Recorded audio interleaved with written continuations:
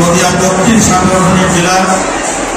অত্যন্ত জনপ্রিয় সভাপতি দেবাশিস গাঙ্গুলি, যার সমর্থনে আজকের এই নির্বাচনী সভা বনগাঁ তপ লোকসভা কেন্দ্রের আমাদের অত্যন্ত প্রিয় মানুষ মমতা বন্দ্যোপাধ্যায়ের আশীর্বাদ ধন্য প্রার্থী সম্মানীয় বিশ্বজিৎ দাস, মঞ্চে রয়েছেন আমাদের এসসি ওবিসি সংগঠনের সভাপতি প্রাক্তন সাংসদ অধ্যাপক তাপস মণ্ডল, আমাদের রাজ্যসভার সাংসদ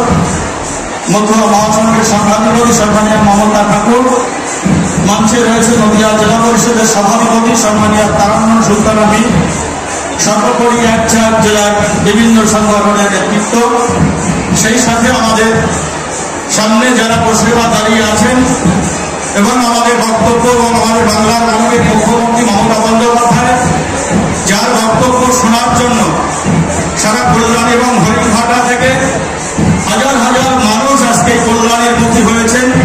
আমি তাদের কৃতজ্ঞতা জানাই, প্রণাম জানাই, নমস্কার জানাই, সালাম জানাই।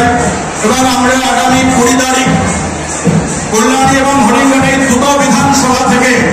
আজকের এই সভা